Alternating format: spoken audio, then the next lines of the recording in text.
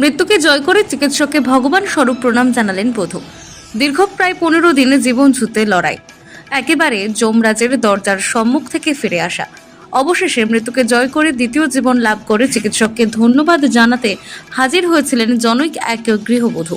চিকিৎসককে প্রণাম নিবেদন করলেন, বললেন ভগবান। এমন ঘটনায় হতবাক সকলেই, বাকরুদ্ধ হয়ে পড়লেন খোদ চিকিৎসক সহ অন্যান্যরা।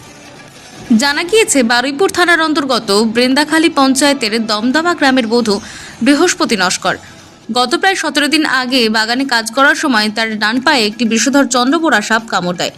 সাপ কামড় দিয়েছে পরিবারের লোকজনকে জানাতেই ওই বধূর স্বামী ইন্দ্রজিৎ নস্কর মুহূর্তে ধারালো ব্লেড দিয়ে ক্ষতস্থান কেটে দেয়।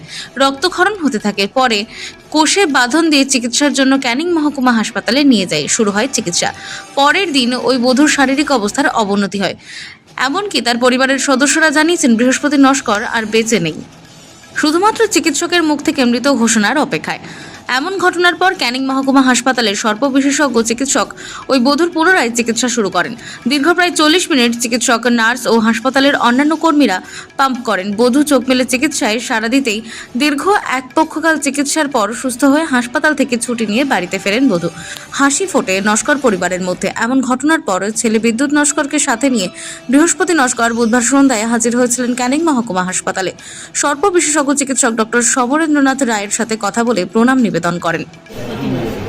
বৃহস্পতি কি বাড়ি কোথায়?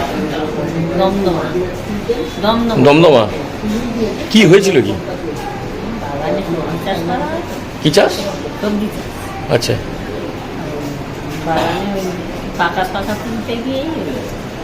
কি কামড়েছিল? চন্দ্রবোরা সাপ। তারপর কি করলে? তারপর ঘরে সেখানে একটা ঘর আছে, ঘরে এসে সেখান থেকে সঙ্গে বেঁধেছি, বেঁধে ছেলেকে ফোন করেছি।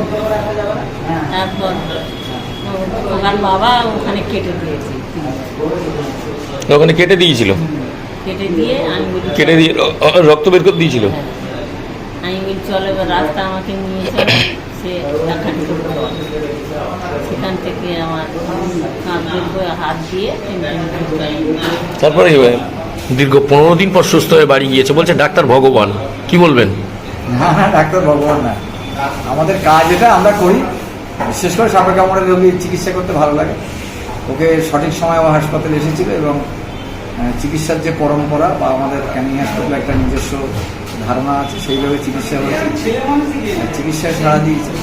আর আমি যেটা বুঝি, যদি রুগী ডাক্তারের চিকিৎসায় সাড়া দেয় তাহলে সে রুগী সুস্থ হয়ে ওঠে, আর চিকিৎসা যদি সাড়া না দেয় তাহলে সে খারাপ হয়ে যাবে।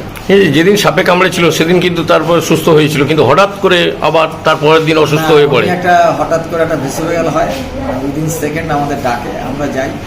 তারপরে ওর একটা সিপিআর দেওয়া হয়েছিল, মানে কার্ডিও পালমোনারি রিসাসিটেশন করা হয়েছিল, করতে হয়েছিল। এবং যুদ্ধকালীন তৎপরতায় আমাদের সিস্টার এবং অন্যরা আমাদের সঙ্গে যারা ছিল সবাই মিলে তৎপরতার সঙ্গে ওর সার্ভিসটা প্রোভাইড করা হয় এবং পেশেন্টকে ফিরে এসেছে। সেই মুহূর্তে পেশেন্টরা ছিল না বললেই চলে। দীর্ঘ 17 দিন পর সেই বৃহস্পতি নস্কর তিনি কিন্তু এসেছেন। তাই আপনার কাছে দেখলাম যে হাত জোড় করে বলছে যে ডাক্তারবাবু না থাকলে আমি মারা যেতাম, এবং সেদিন যে পাম্পটাম করেছিল, এই যে 15 দিন জীবনযুদ্ধের লড়াই, ডাক্তারই একমাত্র আমাকে ভগবান, তিনিই বাঁচিয়েছেন। এই প্রশংসাটা কীভাবে দেখবেন? প্রশংসা ঠিক করবো না, ডাক্তারের কাছে সবচাইতে ভালো লাগে, আমার কাছেও ভালো লাগে, বা সব ডাক্তারের কাছে তাই হওয়া উচিত। যে একটাই লক্ষ্য, সেটা হচ্ছে রুগীটা যদি ভালো হয়, খুব আনন্দ হয়। মানে এই আনন্দটা অন্যের সঙ্গে শেয়ার করা যায় না, অনুভূতিটা নিজের মধ্যে আসার। এতদিন ধরে চিকিৎসা করছি তো, তাতে দেখেছি একটা রুগী ভালো হয়ে গেলে, এবং যদি খুব মৃতপথযাত্রী রুগী যদি ভালো হয় বা বেঁচে যায়, সেটা খুব আনন্দ হয়। মানে সে আনন্দ কী বলা যায় না, তুলনা হয় না বা কুল কিনারা থাকে। এক্ষেত্রে এই রুগীটাকে সেই দিনের সেই সমস্যা থেকে মুক্ত করতে পারার পর খুব সেদিন মানে কাজ করতে গিয়ে খুব আনন্দ পেয়েছিল, এবং কী বলে যে মুড়ে কাজ করেছিলাম। পরক্ষণে যখন প্রায় ঘন্টা কয়েক পরে ওর বাড়ির লোক এসে বললো রুগী খেতে চাইছে, তখন খুব আনন্দ পেয়েছিল। এখন ভোলা মহেশ্বর এন্টারপ্রাইজ আপনার কাছে সমস্ত ধরনের বিশুদ্ধ পানীয় জলের ফিল্টার সুলভ মূল্যে বিক্রয় করা হয়।